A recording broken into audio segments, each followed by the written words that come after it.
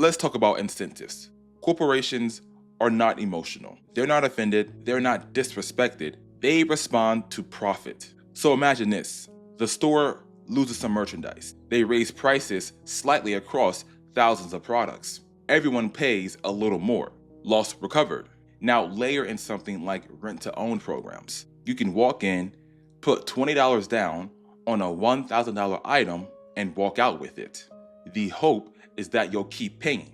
But statistically, a percentage of people don't. And guess what? Built into the pricing too. Late fees, repossessioning, high interest rates. Sometimes the margin on financing products is higher on the margin on selling them outright. So the question becomes uncomfortable. Is theft always purely a loss? Or is it sometimes part of a larger revenue ecosystem? Now, I'm not saying corporations want theft, but I am saying this. If theft were truly destroying profits at the scale we're told, you would see immediate structural changes. Instead, what we often see is price increases and record earnings reports. That tension is worth talking about. You ever walk into a retail store, and I'm talking about places like Walmart or Target, and just watch people casually walking, people grabbing items, sometimes just right out the door, and you're thinking, wait, nobody's going to stop them?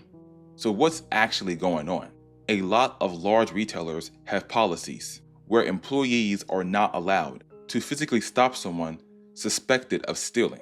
If an employee touches someone and it escalates, lawsuit. If they accuse the wrong person, lawsuit. From a corporate risk perspective, a stolen $200 item is cheaper than a multi-million-dollar lawsuit. That's not morality, that's math. And then there's something else most people don't think about. Shrink is already built into the business model.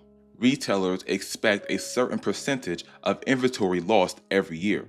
Theft isn't a surprise, it's a line item. So when you see someone walk out like it's nothing, it's not that the store can't do something. It's like they've calculated what's it worth to do. Now that should make you ask a deeper question. If they have the tools to reduce theft, why don't they fully use them? Now let's zoom out. If there were zero consequences, would most people still pay? Be honest. Some would, most wouldn't. We live in a culture that increasingly says, if you can get away with it, why not? Now that's not necessarily a corporate problem, but it's more of a cultural one. So when grocery stores start locking everything up, what exactly are they signaling?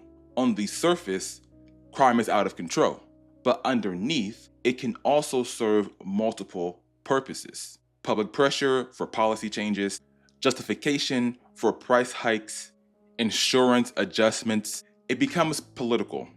Meanwhile, everyday customers feel the friction. Longer waits, locked shelves, higher prices. And here's the real question I want to leave you with. When corporations and individuals act on what can I get away with, what kind of society does that create? Because this isn't just about shoplifting. What happens when consequences disappear at every level?